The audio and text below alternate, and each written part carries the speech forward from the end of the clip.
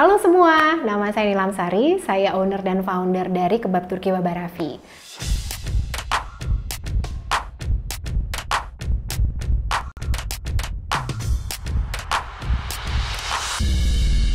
Baba Raffi basically company yang sudah run 18 tahun ya. Aduh jadi tua banget ya, ketahuan umurnya. Tapi memang this company kita mulai dari Surabaya dengan satu gerobak pinggir jalan dan alhamdulillah sekarang kita sudah ada total 1.600 outlet di 10 negara ya. Hari ini saya akan bahas tentang cloud kitchen, virtual kitchen atau kita sebut dengan ghost kitchen. Itu sama aja ya sebenarnya, cuma orang kadang nyebutnya beda-beda. Nah kenapa kok saya mau bahas ini juga karena zaman sekarang ini kan semua serba cepat berubah, digitalisasi juga membuat segalanya cepat sekali berubah dan kita harus sangat adaptif ya. That's why pilihannya daripada kita membuka real atau offline outlet adalah salah satunya dengan membuka ghost kitchen, cloud kitchen atau virtual kitchen ya. Dan nanti juga mungkin saya akan sharing sedikit tentang gimana sih caranya biar bisa going internasional ya, karena kalau yang namanya brand-brand yang juara-juara di Indonesia ini kan rata-rata pada menguasai satu Indonesia ya, tapi sekarang udah mulai banyak nih yang bisa go internasional. Nah saya akan juga bagi tipsnya gimana untuk bisa sampai ke luar negeri ya. Oke, kita bahas dulu tentang ghost kitchen, cloud kitchen atau virtual kitchen. Jadi memang sekarang kita hidup di tahun 2022, tapi memang at the end of the day perubahan itu sangat cepat terjadi sekarang. Kalau zaman dulu krisis setiap 10 tahun sekali ya, kemudian menjadi 5 tahun sekali, dan sekarang krisis tuh bisa bahkan tiap tahun ya, sampai udah nggak ngerti lagi nih krisis apa lagi nih habis ini ya. Tapi memang sebagai pengusaha itulah daya tahan kita memang akhirnya dipertaruhkan gitu ya, apakah kita bisa melewati atau tidak. Kembali lagi, bisnis itu bukan sprint, tapi bisnis itu adalah langkah maraton yang panjang. Nah, kita berkaca dari case Baba Raffi.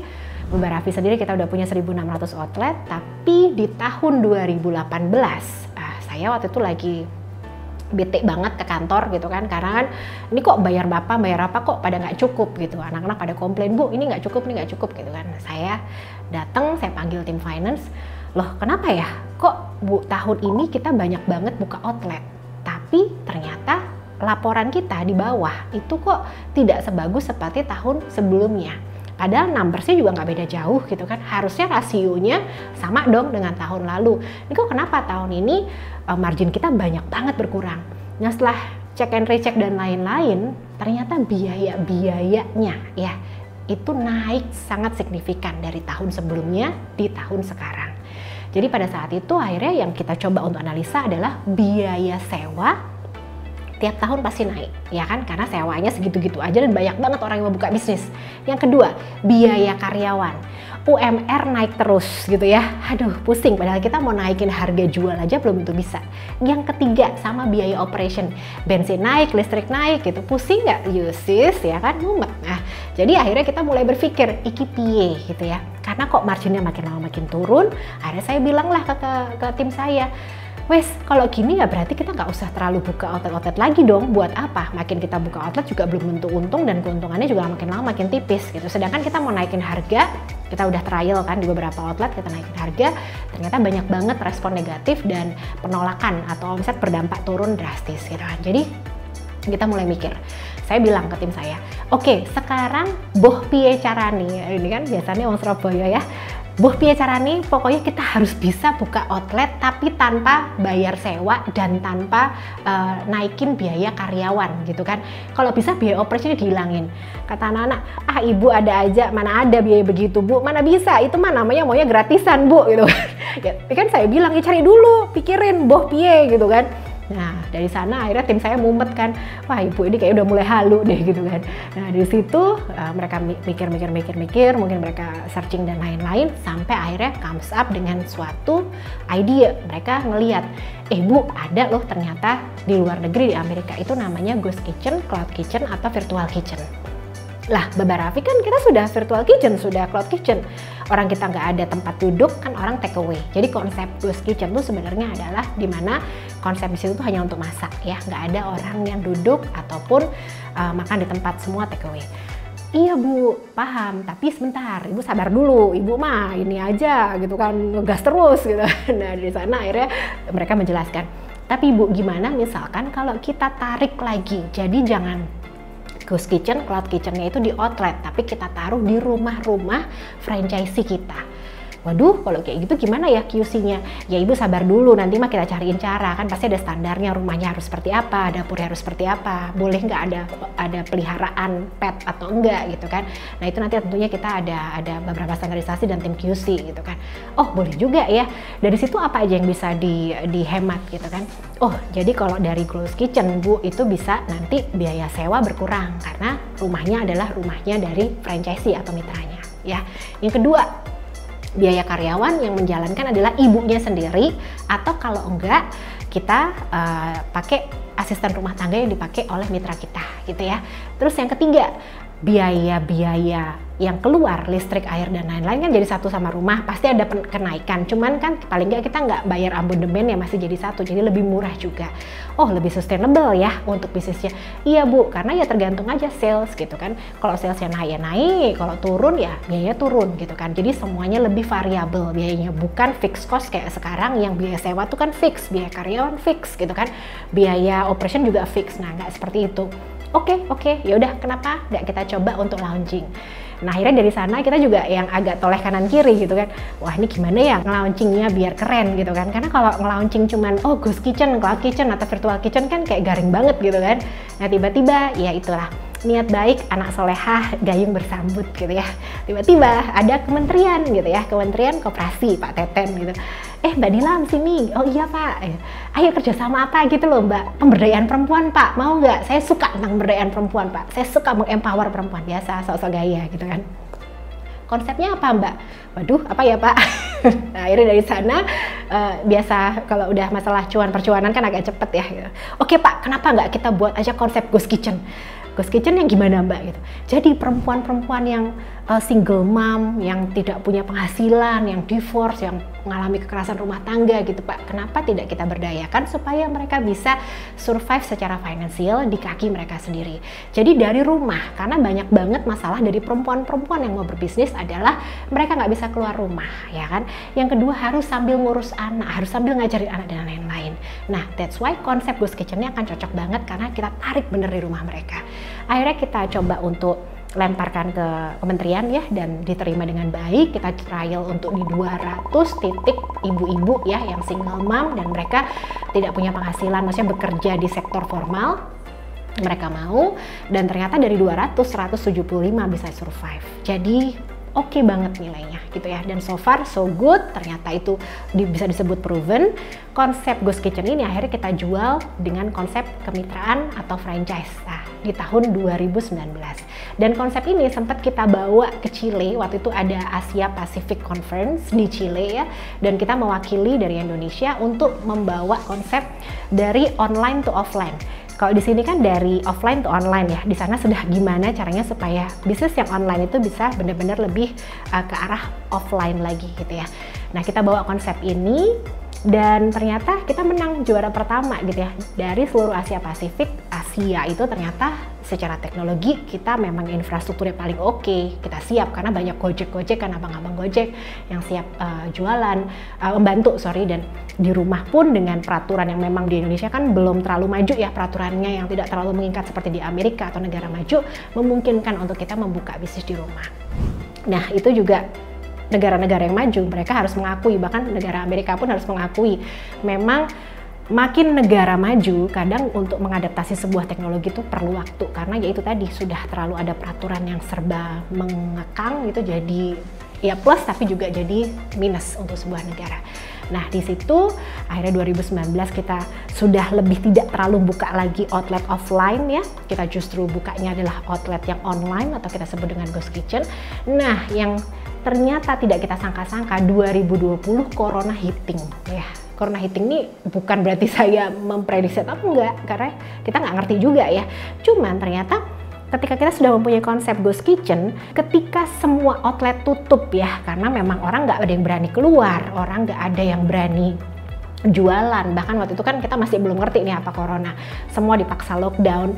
Akhirnya titik semua Baba Raffi itu kita pindahkan ke rumah franchisee. Kita nego langsung dengan Gojek, kita nego langsung dengan Grab untuk bisa dipindahkan, dan itu justru kita mengalami sales terbesar justru pada saat pandemi, karena banyak orang belum siap dengan konsep Ghost Kitchen, dan kita emang udah punya numbers outlet kita emang sudah bagus.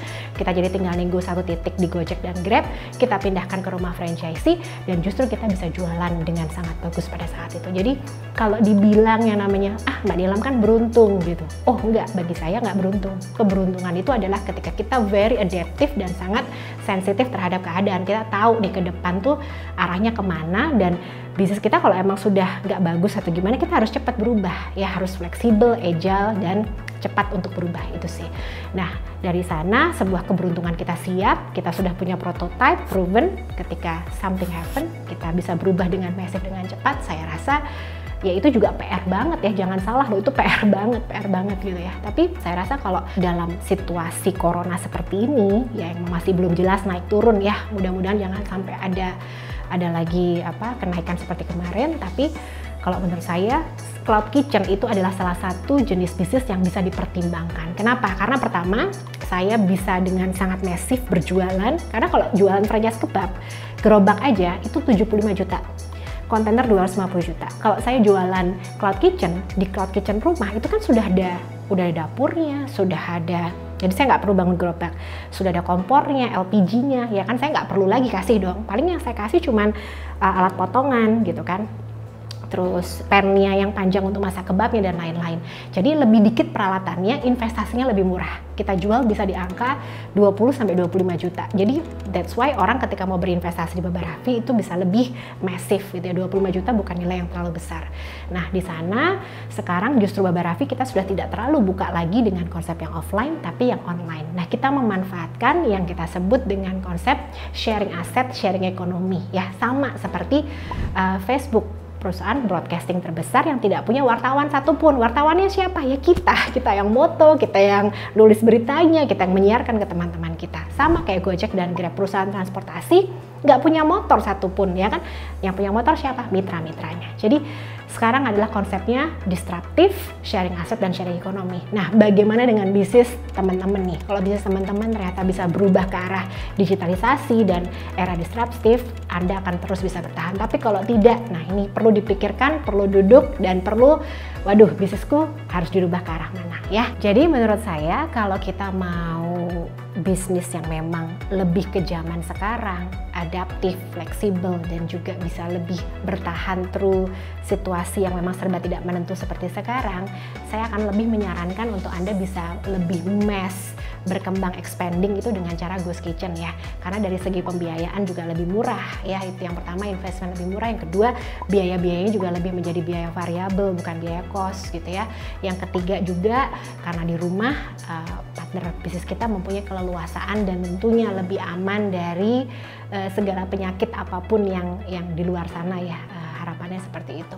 Nah, mungkin teman-teman ini bisa menjadi sebuah pertimbangan, apakah mau ngambil di Cloud Kitchen yang memang bentuknya Cloud Kitchen ataupun dari rumah, itu bisa menjadi pertimbangan. Tapi saya rasa di case Baba Raffi ini adalah salah satu jalan yang memang paling solutif untuk sekarang. Itu yang Ghost Kitchen. Nah, yang kedua saya pengen sharing bagi teman-teman yang sudah banyak banget, mungkin di seluruh Indonesia sudah ada nih, pengen main ke negara tetangga gitu ya. Wih, judulnya bukan ekspansi ke negara tetangga ya, pengen main gitu ya. Dibuat simple aja biar nggak terlalu overthinking gitu ya. Nah, hari gini kita tuh punya toko 24 jam dan buka 7 hari seminggu. Apa itu? Website ya, dan social media. Dan Anda harus benar-benar utilisasi itu. Karena zaman saya aja, ketika zaman dulu masih adanya Friendster, saya masih ingat banget ya, dan MSN itu saya pakai untuk jualan catering, saudara-saudara ya. Teman saya banyak yang waktu itu zaman mau nikah gitu, oh saya jualin semua, saya nggak merugi ya orangnya.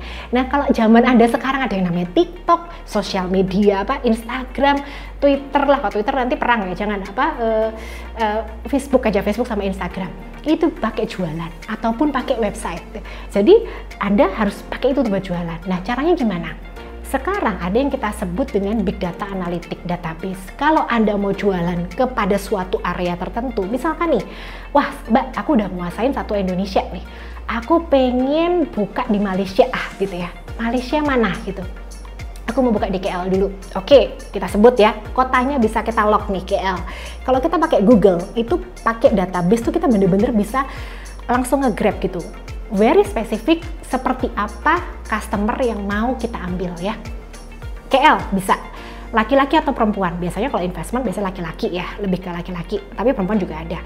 Cuma usia berapa? Yang usia produktif yang bisa mikir ke arah sana biasanya seperti apa? Kalau saya biasanya pasangnya mungkin di angka 35 sampai 55 tahun ya, yang biasanya bisa mengambil keputusan untuk sebuah investment besar. Kemudian yang ketiga, preference-nya seperti apa? Apakah dia sering main golf? Apakah dia suka bisnis opportunity? Nah, kata-kata kunci itu yang nanti kita bidding ya, kita bidding. Apakah dia suka yang nginep di first class travel luxury gitu ya. Nah, kata-kata kunci seperti itu harus kita cari dan kita coba untuk mix and match ya. Nah, nanti dengan database yang kita dapat dari Google yang bisa kita spesifik, kita mau pasang iklan berapa gitu ya. Nah, itu nanti akan langsung dia pasang iklan. Setiap orang nanti yang searching, misalkan nih ada Mas Paijo gitu ya dari Malaysia gitu. Wah, kayaknya aku mau buka bisnis makanan nih, bisnis apa ya? Nah, dia Google kan. Google kadang mungkin pakai kata kuncinya adalah franchise atau mungkin business opportunity atau mungkin investment atau mungkin bisnis. Nah, biasanya dengan kata kunci yang udah kita bidding tadi akan muncul halaman paling atas ya, website kita yang sudah kita log dengan iklan tadi Google Ads ya. Nah, ketika kita memang matching dengan preference yang kita sudah set, kita akan muncul di halaman paling atas. Nah, ketika iklan itu diklik, nah larilah dia ke halaman kita. Ya, seperti itu. Nah, ketika dia sudah lari ke halaman kita, tentunya adalah bagaimana kita pinter jualan apa enggak. Kembali lagi, it's all about bagaimana nyales Anda bisa bagus or enggak gitu kan. Walaupun lewat email loh ya, tapi itu bahasa Inggris loh, angel loh ya. Bahasa Jawa mah oke, bahasa Inggris angel gitu kan. Jadi Anda juga harus, ya yang penting sama-sama ngerti lah yes no gitu kan ya. Nah, Anda tulis gitu kan. Intinya gimana tuh, chemistry-nya ada apa enggak. Nah, dari situ kalau ternyata emang sepaham, kita invite mereka ke Indonesia, mereka biasanya akan kita minta, oke, kalau kamu mau ngambil Baba Raffi nih di Malaysia, kamu punya plan apa untuk Baba Raffi? Karena nggak bisa setiap negara kita samakan ya. Negara policy-nya berbeda-beda, culture-nya berbeda-beda, nilai investasi juga pasti beda-beda. Nah, kembali lagi juga orang itu punya background seperti apa? Apakah dia sudah punya background F&B di sebelumnya atau enggak? Ataukah dia sudah punya tim atau enggak? Apakah dia single fighter? Apakah dia punya perusahaan juga di belakangnya? Kita kan beda-beda ya. Jadi kita minta mereka untuk present dulu. Nah, ketika mereka present, misalkan nih, saya tertarik dengan Baba Raffi, saya akan ngambil master franchise untuk di Malaysia gitu ya. Tahun pertama saya akan buka 5 outlet, misalkan begitu. Nanti tahun berikutnya saya akan sub-franchising gitu ya. Nah, 5 outlet ini dia buka dalam waktu berapa lama gitu biasanya. Nah, nanti tinggal tektokan aja sama kita pengennya seperti apa. Nanti kita juga present ke mereka, Baba Raffi seperti ini, tim kita ini gitu ya. Kita sudah berapa tahun, kalian kita di mana. Oke, kita juga tertarik masuk Malaysia. Nanti habis itu tentunya nego harga ya sis, itu yang paling bahagia. Kalau emang cocok gitu ya, dia transfer. Nah, kita agreement deal. Nah, kalau kita udah agreement, tentunya nanti mereka harus ngirim tim ya dari Malaysia ke Indonesia untuk belajar bagaimana menduplikasi, bukan cara buka outlet ya bukan, tapi menduplikasi kantor pusat Jakarta atau kantor pusat yang di Indonesia diduplikasi untuk dibuka di Malaysia. Nah, itu nggak bisa sebentar, bisa sebulan, bisa 2 bulan ya, benar-benar mereka harus belajar. Kemudian tim Indonesia nanti juga akan berangkat ke Malaysia. Kita beresin apa? Macam-macam, beresinnya bisa beresin dari legalnya, rekrut SDM-nya, cari peralatannya, cari bahan bakunya dan lain-lain ya. Nah, itu kan panjang prosesnya. Jadi biasanya paling cepat untuk buka outlet itu bervariasi. Antara 6 bulan itu paling cepat, bisa sampai 3 tahun. Yang di Belanda kita buka itu 3,5 tahun ya, karena itu adalah bangunan lama dan kemudian bangunannya itu belum memenuhi standar untuk pembuangan restoran. Jadi kita harus buat dan create dan approval dan lain-lain. Aduh, panjang banget ya. Nah, jadi ketika di luar negeri Anda juga tidak hanya belajar tentang bagaimana buka bisnis, Anda harus belajar culture-nya, Anda harus belajar tentang legalnya. Nah, tiap negara itu beda-beda ya, jangan salah. Jadi Anda juga harus hati-hati banget. Tapi memang yang saya harus warning ketika Anda buka di luar negeri, tim Anda itu sepertiga itu bisa hilang hanya untuk berangkat ke luar negeri sana untuk benar-benar mendevelop dan menduplikasi kantor Anda supaya benar-benar kejadian di sana itu bisa berjalan dengan baik. Nah, kalau ditanya Baba Raffi, Mbak Dila, Mbak Raffi tuh ekspor apa sih gitu. Nah itu saya paling stres kalau ditanya sama orang kementerian ya, karena sebenarnya kita tidak ekspor apapun. Dagingnya kita nggak ekspor, bungkusnya kita nggak ekspor, kontainernya kita nggak ekspor gitu kan. Nah terus ekspor apa? Yang kita ekspor sebenarnya adalah what we call by IP atau intellectual property atau knowledge ya. Kenapa? Karena kalau dengan pengalaman kita selama beberapa tahun menghandle Mbak Raffi, jatuh bangunnya, masalahnya, diusir sama Satpol PP, preman ya, tentunya kan kita belajar, oh harus sewa, nggak bisa di pinggir jalan gitu ya. Itu kalau case-case Indonesia. Tapi kan juga banyak banget gitu kan sebenarnya. Nah jadi at the end of the day memang jatuh bangunnya itu kita sudah tahu. Nah itulah pengalaman itu yang kita bisa duplikasi di luar negeri ya. Contohnya daging kita nggak ekspor karena daging Indonesia itu tidak bisa diterima di luar negeri. Jadi that's why kita pakai pihak ketiga, kita maklun, kita kasih resep kita gitu ya. Tentunya dengan perjanjian tertulis benar-benar formal gitu ya untuk resepnya. Jadi biasanya franchisee-nya buka PO ke kita buka PO ke tempat maklun ya atau pabriknya. Sama juga dengan produksi outlet, sama juga dengan produksi packaging. Kurang lebih seperti itu untuk Anda bisa go internasional ya, tapi jangan lupa juga untuk mendaftarkan merek ya. Merek di setiap negara itu pendaftarannya beda-beda ya. Kecuali ada satu saya lupa namanya apa sih pendaftaran merek, tapi bisa langsung di 26 negara, tapi itu sangat mahal banget ya. Nah mungkin kalau kata saya, karena kita masih usahanya kan juga ya masih bertahap ya gitu ya, satu-satu aja. Di Malaysia kita daftarin, di Singapura kita daftarin, di mana kita daftarin. Dan oh iya satu lagi, kalau Malaysia oke, case-nya Anda bisa jual satu negara, Malaysia nggak terlalu besar. Di Singapura biaya hidupnya dan biaya bisnisnya mahal banget, jadi mungkin Anda bisa mempertimbangkan buka itu per outlet aja, nggak usah satu negara ya. Tapi kalau Anda dapat lawan bisnis yang oke, gede ya why not gitu ya. Tapi kalau di Cina, saran saya, atau India, jangan lepas satu negara. Lepasnya per provinsi aja. Karena satu provinsi aja lebih besar daripada jumlah penduduk Indonesia, sistah ya. Jadi make sure dihitung ya. Jangan sampai nanti kehilangan potensi. Nah, jadi kadang beberapa hal kayak gitu kan kita sambil belajar, sambil benar-benar melakukan, sambil menganalisa ya. Sekian dari saya Nilam Sari, saya owner dan founder Mbak Raffi. Terima kasih untuk sesi sharingnya dan mau mendengarkan saya yang dengan medok-medok Jawa ini. Cannot wait untuk dengar cerita sukses Anda semua. It's okay, walaupun jatuh bangun juga pasti semua itu ada prosesnya. Tapi saya percaya kerja keras tidak akan mengkhianati hasil. And I cannot wait to see you on top. Dah.